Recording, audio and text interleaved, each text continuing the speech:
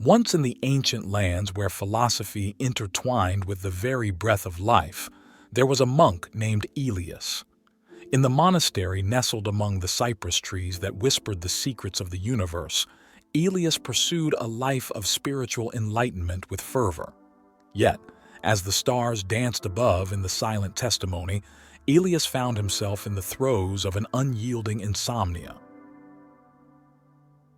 Brother Cassius, an elder monk revered for his profound wisdom and serene demeanor, noticed Elias's plight. One evening, under the glow of a solitary candle in the library filled with scrolls of Stoic teachings, Cassius approached the troubled monk. "My dear Elias," Cassius began, his voice as calm as the surface of a still pond, "I see the turmoil within you. Tell me, what keeps you from the embrace of hypnos?" Elias looked up, his eyes a mirror of his unrest. "Brother Cassius, I have dedicated my life to the pursuit of enlightenment, yet it eludes me. My mind is a battleground of thoughts, and in the darkness of night, my failures haunt me, keeping me from the restful sleep I so deeply desire." Cassius nodded, understanding more than Elias realized. The path of enlightenment is indeed treacherous and steep. But tell me, Elias, do you accept the world as it is, or do you struggle against it? "I struggle," Elias admitted, his voice but a whisper. Cassius reached for a scroll, unfurling it between them. Then listen to the wisdom of Epictetus, who said, "We cannot choose our external circumstances, but we can always choose how we respond to them." Elias, you grasp for sleep as if it were a prize to be won, rather than a natural process to be welcomed. Click subscriber to this channel to get more profound Stoic wisdom. Elias pondered the words, but his skepticism remained. In the days that followed, Elias's struggles grew more intense. He began to question his path, his faith, and even the wisdom of the Stoics themselves. The climax of his inner turmoil came one night during a fierce storm that seemed to echo his inner chaos. As lightning illuminated the monastery, Elias found himself outside Cassius's door, driven by a desperate need for answers. The elder monk welcomed him in, and they sat facing each other, the tempest raging outside. "Brother Cassius," Elias said, his voice strained, "I cannot find peace. My mind races even faster than the storm." Cassius observed the young monk with a steady gaze. "Elias, what you resist persists. You fight against your thoughts, against the very nature of sleep, and thus you are kept awake. Tell me, what do you think about when you lie in bed?" Elias sighed. "I think of everything I have yet to achieve, of every moment I have faltered. I am haunted by the imperfections of my past and the uncertainty of my future."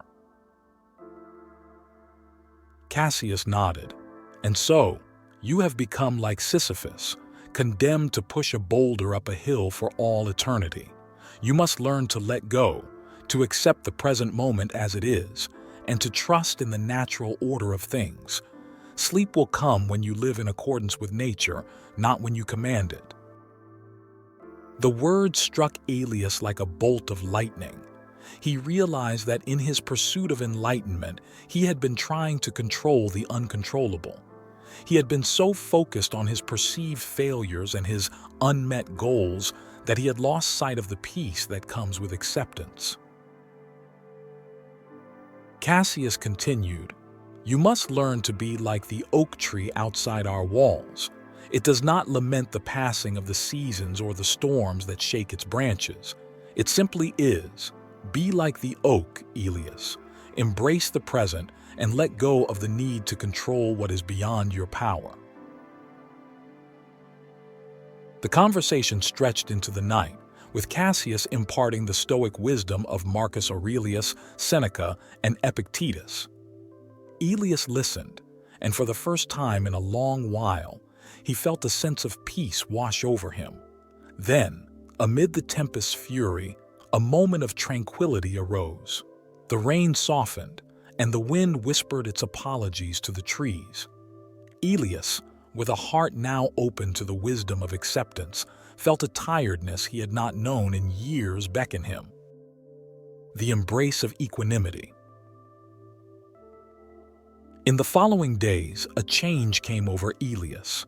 He moved with a quiet grace, a testament to the inner transformation catalyzed by his conversation with Brother Cassius. He began to practice mindfulness in every task, from the sweeping of the cloister to the copying of ancient texts. The monk's nights, however, still held a touch of restlessness. One evening, Elias sought out Cassius in the garden, where the elder was contemplating the serene beauty of a blossoming fig tree. "Brother Cassius," Elias began, "your words have been a balm to my troubled spirit. Yet, complete peace still eludes me. How do I bridge the final gap between understanding Stoic wisdom and living it fully?" Cassius smiled gently, pointing to the fig tree. "Elias, observe this tree. It does not produce fruit by sheer will. It must weather the seasons, draw nutrients from the soil, and bask in the sun's warmth. Only then, when conditions align, does it bear fruit.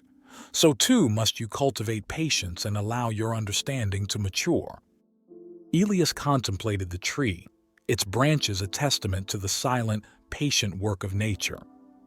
"I see," he said softly. "Patience is the soil in which peace grows." Cassius nodded in agreement. "Precisely. And remember, even the wise Seneca faced his own trials, and yet he understood that true tranquility comes from within, not from the absence of adversity." That night, as Elias prepared for bed, he reflected on the fig tree and the virtues of patience and perseverance. He meditated on the Stoic principle that while we cannot control external events, we can control our reactions to them. Elias closed his eyes, surrendering to the present moment. Hours passed, and the monastery settled into a deep silence. In the quiet, Elias found himself at the edge of sleep, teetering on the cusp of dreams. It was then that a sudden ruckus shattered the night. Alarmed cries rose from the village below. The river, swollen by days of rain, was threatening to flood the homes of the villagers. The monks, Elias among them, hastened to aid their neighbors. They worked tirelessly throughout the night, reinforcing levees with sandbags, evacuating families, and salvaging what they could from the water's path. In those moments of crisis, Elias was not plagued by thoughts of sleep or enlightenment. His mind was focused, his actions purposeful, and his heart aligned with the needs of others. Dawn broke, revealing the extent of the damage, but also the triumph of the community's collective spirit. Exhausted but fulfilled, Elias and his brethren returned to the monastery.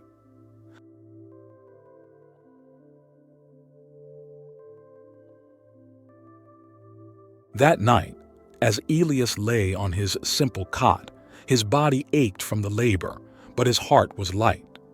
Without effort, without the internal struggle that had so long defined his nights, he drifted into a deep, restorative sleep. He had found profound peace of mind not in the seclusion of his own thoughts, but in the selfless service to his fellow beings. When Elias awoke, the world felt reborn. The sun's rays held a promise of renewal, and the river's roar was a distant, benign murmur. The monk approached Brother Cassius, who was already in the garden tending to the fig tree. "Brother Cassius," Elias said, a smile gracing his lips, "I have never slept so well. It seems the answer was not in seeking peace, but in embracing virtue and serving others." Cassius returned the smile, his eyes reflecting the depth of his understanding. "In serving others, we align ourselves with the highest good, and in that alignment, we find peace. You have learned well, Aelius. The fig tree has borne its fruit. The monk's journey had led him to the heart of Stoic wisdom, that peace comes not from the absence of trouble, but from the alignment of one's actions with virtue and the acceptance of life's ebb and flow. From the story of Aelius, we learn that deep sleep and peace of mind are not achievements to be grasped, but the natural consequences of living in harmony with Stoic principles. By accepting what we cannot control, embracing the present moment, practicing patience, and engaging in selfless action, we align ourselves with nature's flow. It is in this alignment that we find the profound tranquility of a life well lived. The second story, the Burden of Castor. In a modest village framed by the rolling hills and whispering streams, there lived a man named Castor. He was a father to 3 vibrant children and the husband of a gentlewoman named Helena. Castor's hands were calloused from the labor of the fields, and his heart was heavy from the burden he bore. His youngest son, Phoebus, was sick, afflicted with an illness that drained his color and strength, and the remedy was a sum that towered like a mountain over Castor's humble means. Every night, as the stars blinked quietly above, Castor would lie awake, his mind a battlefield of worry and fear. The specter of selling their ancestral home loomed over him, threatening to uproot the family from the only life they knew. One evening, as the sun dipped below the horizon, painting the sky with strokes of crimson and gold, Castor's eldest, a boy of 10 named Lycos, approached him. The boy's eyes, so like his father's, were filled with a quiet resolve. "Father," Lycos said, his voice steady, "why do you not sleep? The night is for rest, yet you toil even in your bed." Castor looked upon his son, the honesty of a child confronting him. "My thoughts are troubled, Lycos. The weight of our troubles keeps me from peace." Lycos sat beside his father, his young mind grappling with the gravity of their plight. "What troubles you so?" he inquired. "It is the health of your brother, the gold we lack, and the possibility that we may have to leave our home to afford his cure," Castor confided, the words tasting bitter on his tongue. Lycos pondered this, his brow furrowed. "Is it not true, father, that the philosophers of old spoke of accepting what we cannot change?" "Yes," Castor replied, surprised by the wisdom in his son's words. "The Stoics taught that some things are in our control and others not." "Then let us control what we can," Lycos said with conviction. "Let us find peace in our actions, not in the gold we do not have." Castor looked at his son, pride mingling with his worry. "You are wise beyond your years, my son. We will do what we can." The next day, Castor set out with renewed vigor, determined to find a way to cure Phoebus without losing their home. He met with doctors, pleaded with merchants for work, and sought the counsel of the wise. As days turned to weeks and weeks to months, Castor's resolve did not waver, but the shadow of selling the house grew ever more substantial. Finally, he was given an opportunity by a wealthy merchant who needed a steward for his vast lands, a position that promised enough gold to afford Phoebus's cure, but would require Castor to leave his family for a time. The night before his departure, with his bags packed and his heart heavy, Castor sat with his family around the hearth. Helena placed her hand over his, her eyes glistening with unshed tears. "Will you be able to sleep, knowing you are so far from us?" she asked. Castor looked around at the faces of his family, etched with love and sorrow. "I will find peace in the thought that my absence serves a greater purpose," he replied. The Stoics believed in acting according to our nature, and as a father, my nature is to provide for and protect my family. In this, I will find my tranquility." With those words, Castor embraced his family, the act a balm to their collective ache. That night, he slept more profoundly than he had in months, not because his problems were solved, but because he had embraced his role and acted with virtue. The turning point. Months passed with Castor away, each day a test of strength for Helena and the children. They tended to Phoebus, whose laughter still graced the air on his good days, and they worked the fields as best they could without Castor's guiding hand. Though they missed him dearly, they found comfort in the unity of their purpose. Meanwhile, Castor managed the merchant's lands with diligence and care. His reputation for honesty and hard work grew, and with it, the merchant's profits. Yet, Castor's heart yearned for home, and his thoughts often drifted to Phoebus, whose health hung in a delicate balance. One brisk autumn day, as the leaves begin to don their fiery hues, a messenger arrives bearing news that would change everything.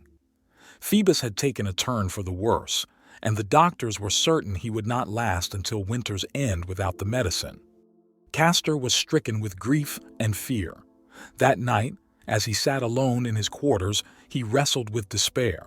It was then that an old servant of the house, observing Castor's distress, approached him. The servant, a stooped man with eyes like smoldering coals, spoke softly. "Sir, I see the torment in your soul. May I share a story that may ease your burden?" Castor nodded, his heart open to any solace the tale might offer. "Long ago," the servant began, "there was a Stoic philosopher who faced the loss of everything he held dear. He said that we should not ask for things to happen as we wish, but wish for things to happen as they do. He found peace by aligning his will with the world's flow, trusting that virtue was its own reward." "How can I wish for this?" Castor asked, pain lacing his voice. "How can I accept the possible death of my son?" "It is not acceptance of death you seek, but the strength to face it with virtue and without regret," the servant said gently. "You have done all you can. Now, you must trust the course of nature and the strength of your son's spirit." Castor spent the night in contemplation, and by morning, a serene resolve had settled in his heart. He sent word to the merchant, explaining the situation, and requested an advance on his wages to purchase the medicine for Phoebus. To Castor's astonishment, the merchant arrived the next day in person, not with an advance, but with the full sum needed for the cure. He had been moved by Castor's dedication and the love for his son. "Your virtue has been a greater service to my lands than any amount of gold could repay," the merchant declared. With the medicine secured, Castor raced home, his heart buoyed by hope and gratitude. He arrived to find Phoebus weak but smiling, his spirit unbroken. In the weeks that followed, Phoebus's health improved steadily. The family, once again complete, found joy in simple pleasures and the comfort of each other's presence. Castor realized that the true test had not been whether he could save his son or his home, but whether he could endure the trials with his soul intact. The Stoics were right. He had learned that while we cannot always choose our fate, we can choose our path through it. From Castor's tale, we draw a powerful Stoic lesson. Our peace of mind in turbulent times stems not from the resolution of every problem, but from the knowledge that we have acted with virtue and done all within our power. True tranquility is found in aligning our will with the course of nature, and in the acceptance that some things are beyond our control. By focusing on our actions and intentions, and by embracing our roles with courage and love, we can face even the most challenging circumstances with a serene heart.